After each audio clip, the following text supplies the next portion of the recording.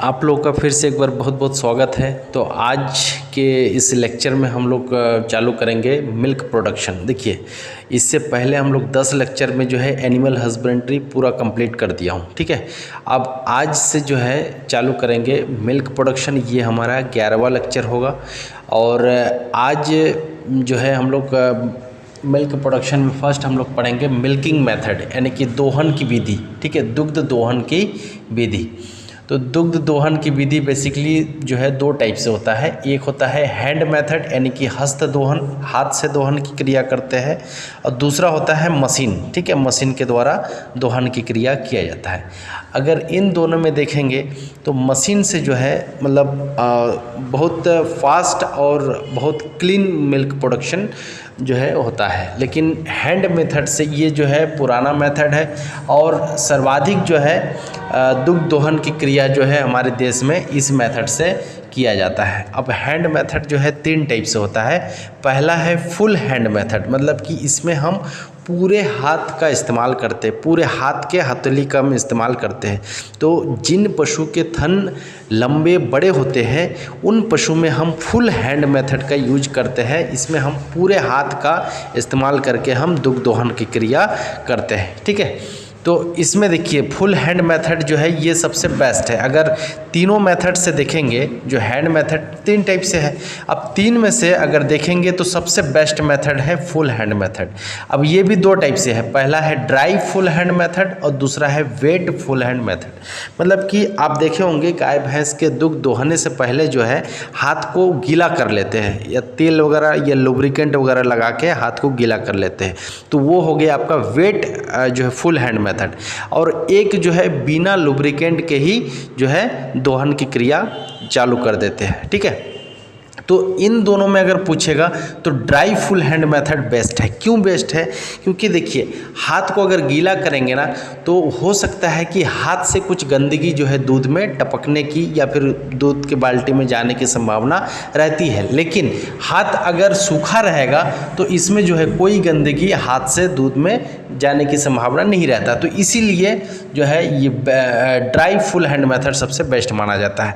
Wait में थोड़ा सा इसमें से जो है गंदगी जाने की चांसेस रहती है, ठीक है।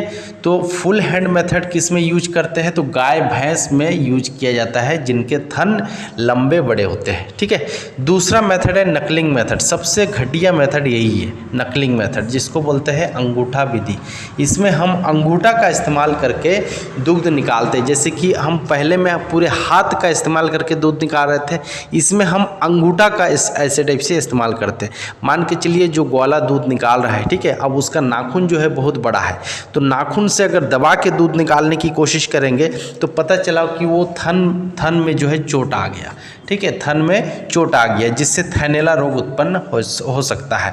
तो ये मेथड सबसे घटिया मेथड है। इससे जो है थनों में विकृति पैदा हो जाती है, थनों में चोट लगने की संभावना होती है और इससे जो है थैलेला रोग उत्पन्न होने की संभावना होती है।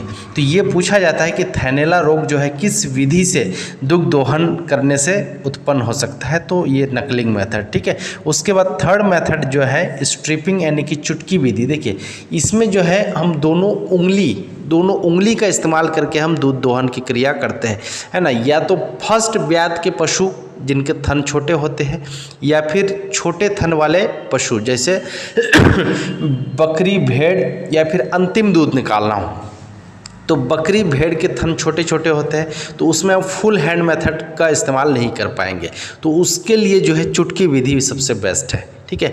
और या जो है बड़े थन में जो अंतिम दूध निकालना रहता है ना, तो अंतिम दूध जो है फुल हैंड मेथड से नहीं निकल पाता है, तो अंतिम दूध जो है निकालने के लिए चुटकी विधि का इस्तेमाल किया जाता है। तो चुटकी विधि का इस्तेमाल कहाँ पे होता है? या तो छोटे थन वाले पशु में या अंतिम दूध निकालने में, ठीक है। तो ये 3 मेथड जो है हैंड मेथड में आता है। नेक्स्ट है मशीन मेथड, यानी कि मशीन के द्वारा दूध निकाला जाता है। देखिए इसका इस्तेमाल जो है फर्स्ट टाइम जो है प्रथम विश्व युद्ध में, फर्स्ट वर्ल्ड वॉर में इंग्लैंड में हुआ था इसका फर्स्ट यूज़, ठीक है। अब जो है इसका उपयोग अधिक गाय को एक साथ दोहन करने के लिए किया जाता है। ये दो टाइप से होता है, एक सिंगल यूनिट वाले और एक डबल यूनिट वाले।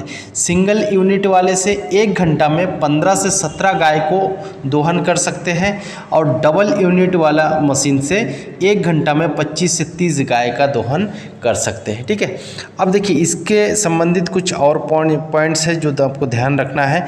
एक है कि हैंड मेथड्स की अपेक्षा मशीन के द्वारा दूध दोहन करने से ज़्यादा मतलब कि स्वच्छ दूध यानी क्लीन मिल्क प्रोडक्शन जो है इसमें प्रॉपर होती है। इसमें मतलब कि कोई भी गंदगी जाने की संभावना नहीं रहती, बल्कि हाथ से जो है गंदगी वगैरह कभी कभी चला जाता है। उसके बाद नेक्स्ट जो है बहुत इम्पॉर्टेंट है कि 1 मिनट में इसमें मिल्क प्रोडक्शन कितना होता है, तो 1.5 से 2 लीटर पर मिनट जो है मिल्क प्रोडक्शन इसमें होती है, मतलब दोहन की क्रिया होती है।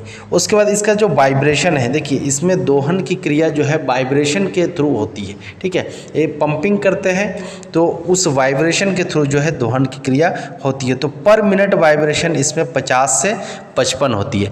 तो ये जो है फर्स्ट आपका जो पॉइंट था मिल्किंग मेथड। ठीक है, तो मिल्किंग मेथड आपका कंप्लीट हो गया है।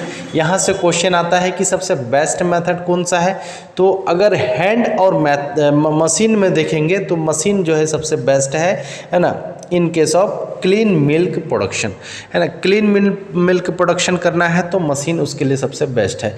और हमारे देश में सर्वाधिक हस्त दोहन की विधि अपनाया जाता है, हैंड मेथड अपनाया जाता है।